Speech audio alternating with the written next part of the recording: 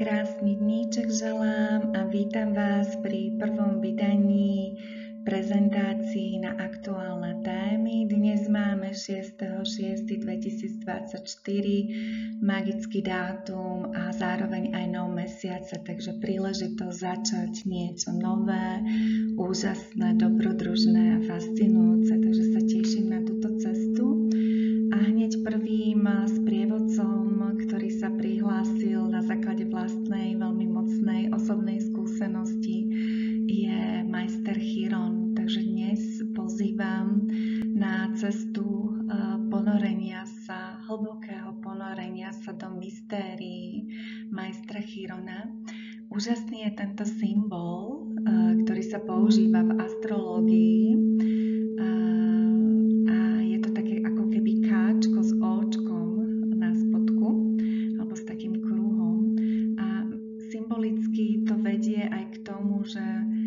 Chiron nám pomáha sa dostávať z toho KO stavu do toho OK stavu. Čiže z tých hlbokých zranení, bolestí, chorôb, rôznych tragédií životných, rodových a iných. Je to energia veľmi podporujúca a vyživujúca, ktorá lieči. Lieči na veľmi hlbokej úrovni. Tak poďme spoločne na tú cestu.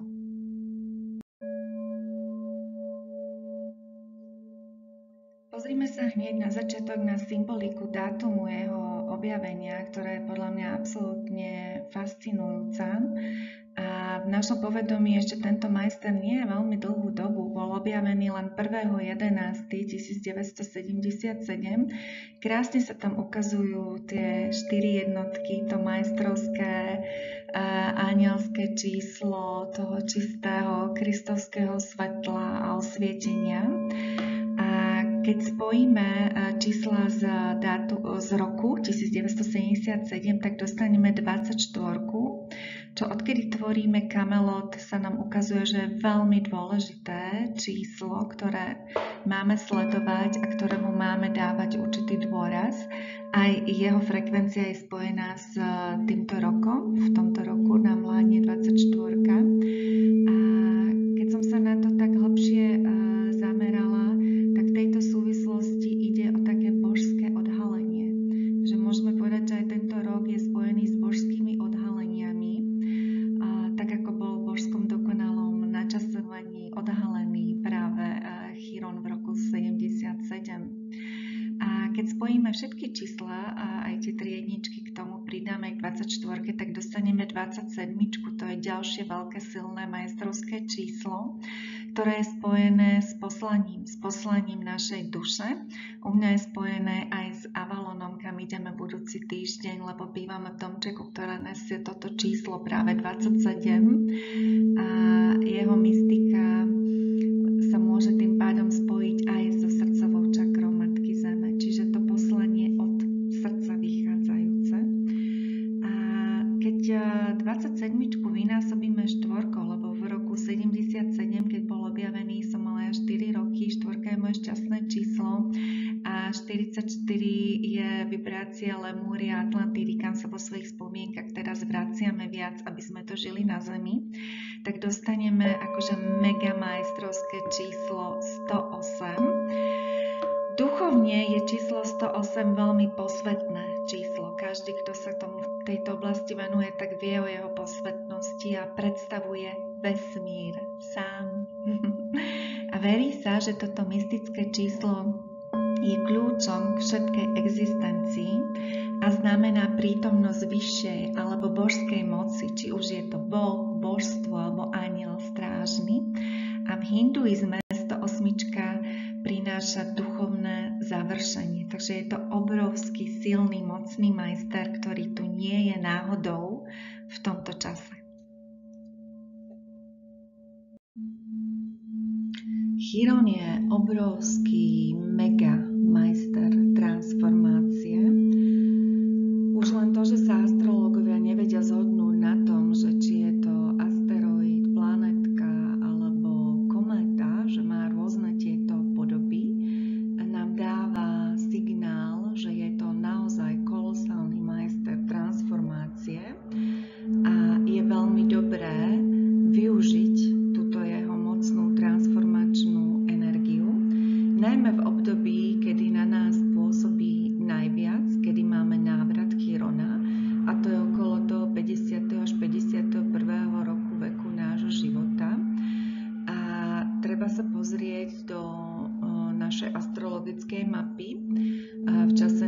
narodenia, kde sme ho mali, v ktorom dome ho máme, tam vieme, že vieme veľmi dobre robiť pre druhých. Ja ho mám v prvom dome, ale nie pre samých seba. Takže keď si toto uvedomíme, tak vieme, ako otočiť tú energiu v prospech seba. Ja ho mám v opozícii na Merkur v 7. dobe vzťahov, takže mne sa to ukázalo skrze vzťahy s najbližšími.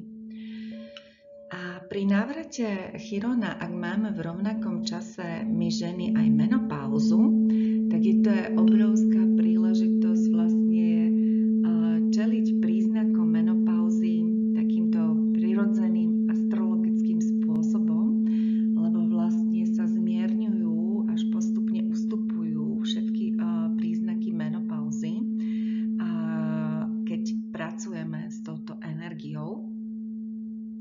A Chiron pri svojom návrate znamená to, že nám prináša vlastne príležitosť prepísať celý svoj predchádzajúci život. Už od toho prenatálneho obdobia až po dnes.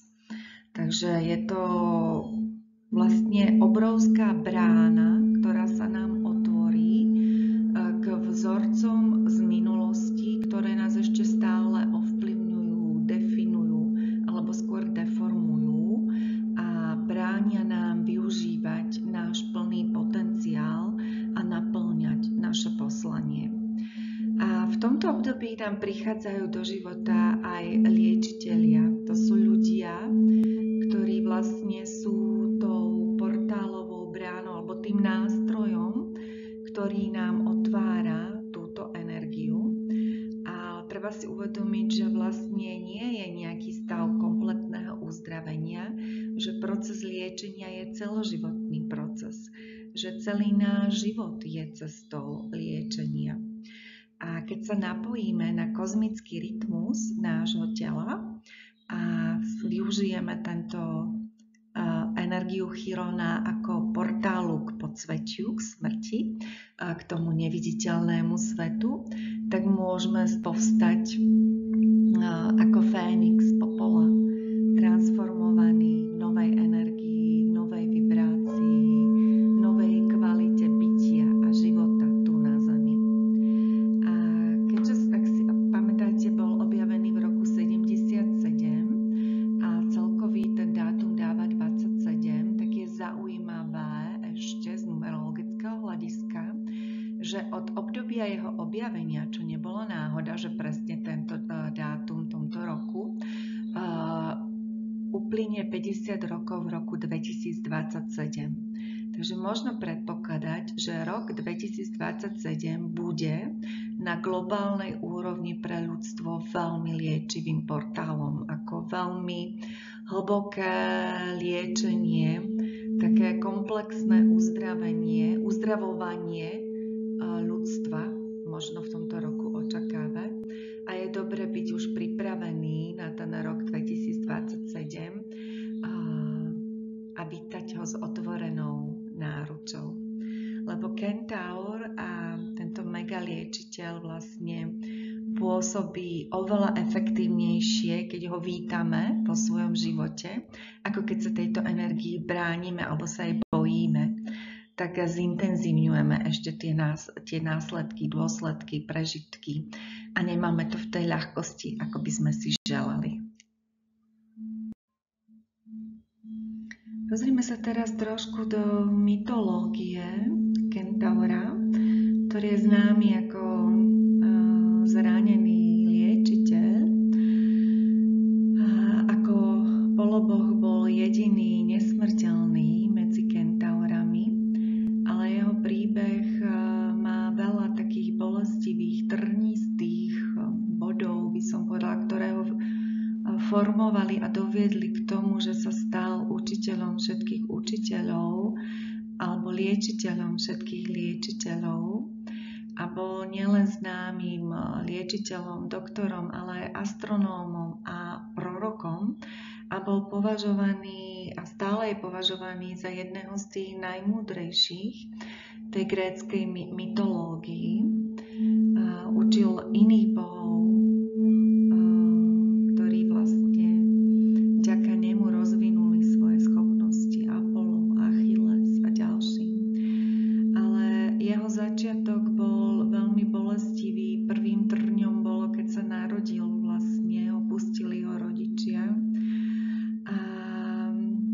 boli zdesení z jeho podoby, neprijali jeho podobu Kentaura. A Apollo sa ho ujal ako nevlastný otec a učil ho umeniu prežitia ako mladého hrdinu, bojovníka, preto ho poznáme aj s tým lukom. A pri súperení kentauri mu často závideli, lebo bol jediný z polobohov, jediný nesmrteľný vlastne medzi nimi. A keď raz kentauri napadli Herkula, tak nešťastnou náhodou šíp zasiahol nohu práve Chirona a ten šíp bol jedovatý a vlastne musel žiť dlhé roky potom v ďalšej agónii, bolesti a plne skrze hlbokú bolesť uchopiť, čo to znamená byť liečiteľom, liečiť druhých, ale nemôcť vyliečiť sám seba. To je veľmi hlboká lekcia. A žil vyše 900 rokov v tejto bolestivej agónii s tým, že nemohol zomrieť. A Zeus sa nad ním zľutoval a dal mu vlastne dar smrti za to, že si vymenil svoje miesto s Prometeom. Ako poznáte možno príbeh Prometea, ukradol Bohom oheň a za to bol väznený na skale. A ten vták Griffin sa volal, za hlavou orla a s telom leva mu vyžieral každý deň pečienku a tá sa mu v noci vždy obnovila, dorástla, tak stále do kolečka, dokola, krutý trest. A zase veľmi bolestivý, veľmi agonická bolesť. Takže toto je energia Chirona, aby sme ju tak aj vnímali. Ale kentauri mali veľmi úzky vzťah s prírodou. Oni aj nežili v mestách, ale žili v prírode, v jaskyniach. A stále v Grécku sa dajú navštíviť jaskyne, v ktorých prebývali. Takže mali veľmi úzke spojenie s prírodou. A Zeus, keď Chiron konečne mohol odísť a zomrieť, sa mu uľavilo, tak si ho uctil ako veľkého majstra tým, že mu venoval to súhvezdie strelca.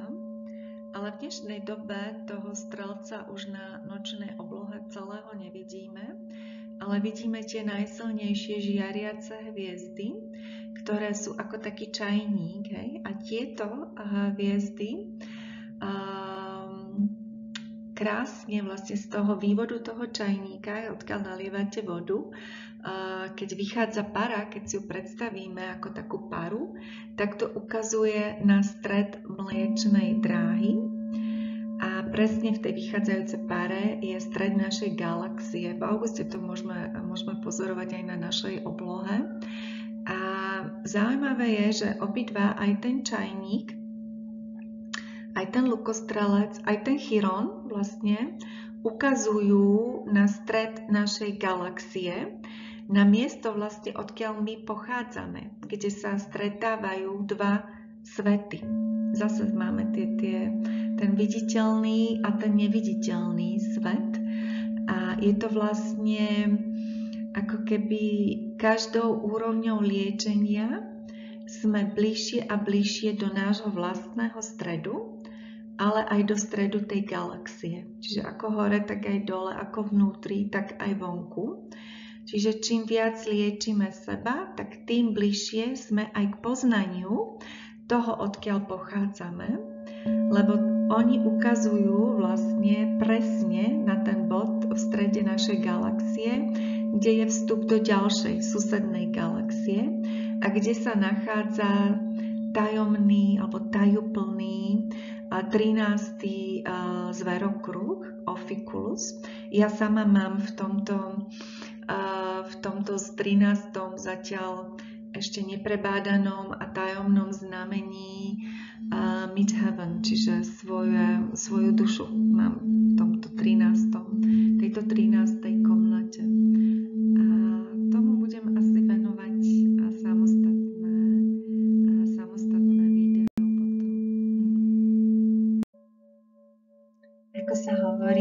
každým úžasným, úspešným mužom hľadaj ženu, tak je to aj v prípade Chirona, kedy pred 11 rokmi sa objavila jeho manželka v podobe asteroidu Chariklo.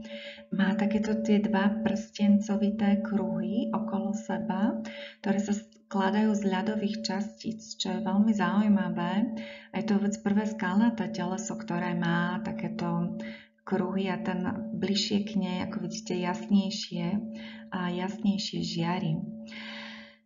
Je veľmi fascinujúci aj dátum jej objavenia. Opäť zase to nie je náhoda, určite, že je to pred tými 11 rokmi 3.6.2013.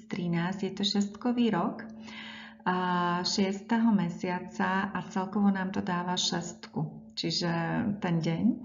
Takže je to určite na vlne čistej, bezpodmienečnej lásky a nesebeckosti. Toto je energia, ktorú vyžaruje táto numerológia a dáva nám tým aj jasne najavo, že Chiron ako liečiteľ všetkých liečiteľov, učiteľ všetkých učiteľov sa vlastne učil od svojej ženy skrze to objavovanie tej jinovej energie, bezpodmienečnej lásky, nesebeckosti, opatrovania, opečovávania, keď sa o neho tá manželka vyše 900 rokov starala, keď žil v agónii a toto zranenie na nohe mu ošetrovala, tak tým sa otváral k tejto energii a ako vieme, kentauri skôr sú v tej jangovej, mužskej energii tých bojovníkov, hrdinov, hej. A skrze túto bezpodmienečnú lásku a nesebeckosť sa vlastne otvárame aj tejto liečivej energii. Ona funguje vlastne len za tých podmienok, keď pritiahneme a chceme dať k dispozícii liečivé svetlo, len za tých okolností, že to dávame srdečne, nezištne, láskavo, nič sa to neočakávame naspäť. Len vtedy vlastne funguje táto majstrovská liečivá energia, kedy sme schopní sa jej takýmto spôsobom otvoriť a zdieľať ju s ostatnými nezištne, nesebecky, láskavo.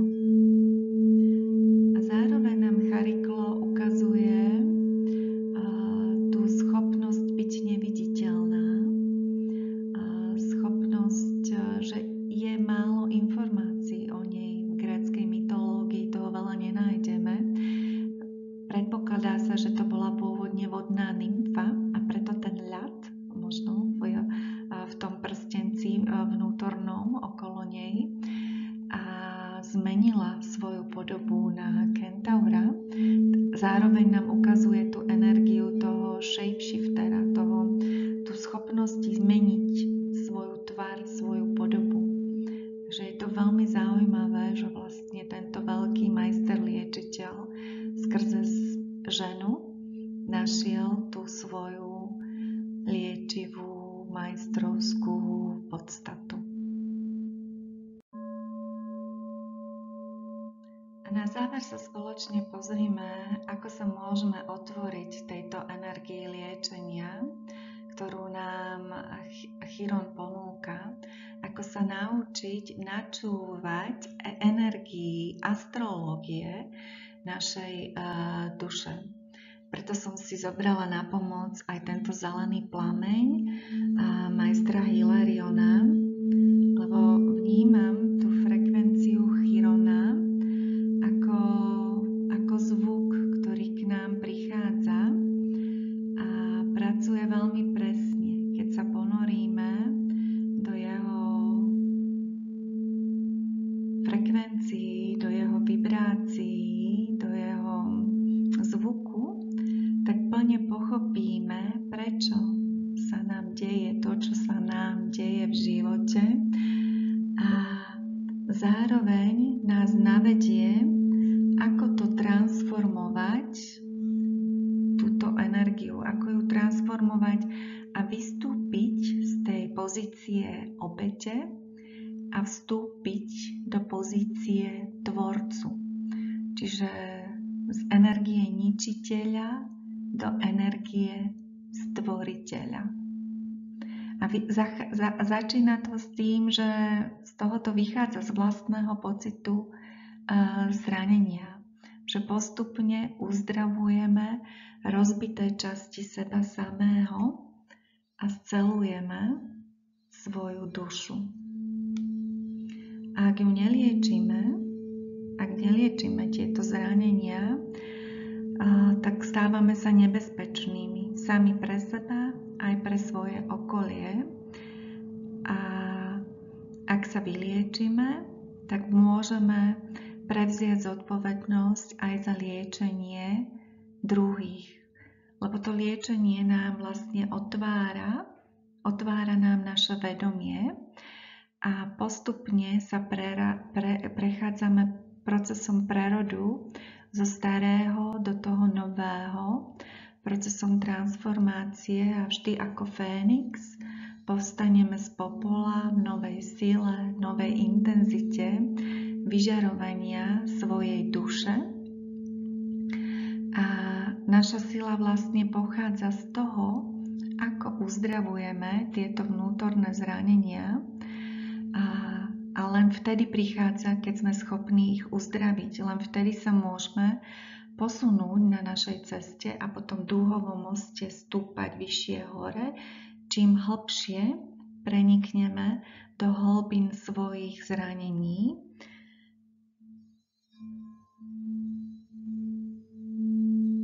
A preto vždy hovorím, aj som to vnímala ako matka, mám deti mimo zdravotného systému, že zdravie alebo medicína, liečenie je vlastne duchovná cesta. Že treba sa pozerať celistvo, holistne na človeka a na celý jeho energetický systém. A moje liečenie Chirona prichádza skrze pomoc druhým. A možno je to aj vaša cesta, že keď už vyliečíme seba, keď sa spojíme s touto energiou, tak sa sami stávame liečiteľmi. Ako by sme prešli takou skúškou života, maturitou a dostali taký ten pomyslený diplom, že môžeme liečiť a zdieľať vlastne tú svoju vlastnú cestu liečenia, vlastnú skúsenosť s ostatnými. A tým, že dáme tento dar druhým, tak udržujeme tú energiu v pohybe, lebo vesmír je o pohybe. Vo vesmíre sa všetko hýbe, stále sa mení, vyvíja, adaptuje, prispôsobuje podmienkam, lieči, rieši. Čiže vesmír je neustály pohyb. Takže nech sa páči, vydajte sa, každý sám za seba, na tú svoju cestu liečenia a vlastne spájania sa s energiou svojej vlastnej duše. Pre mňa je to aj úloha verejne o tom komunikovať a prispieť tak svojou troškou k otvoreniu jeho liečivého portálu. A také krátke varovanie na záver. Keď nám pochoduje do života tento kentaur, tak nastúpenie na našu cestu liečenia je už absolútne nevyhnutné a neodkladné. On nás v podstate chytí za pačesy a ťahá nás so sebou a prežívame malé smrte jednu za druhou. A ak sa tomu otvoríme a vnímame to, že je to súčasť našej transformácie, tak pochopíme, že sa približujeme bližšie k našej nesmrteľnej podstate, k našej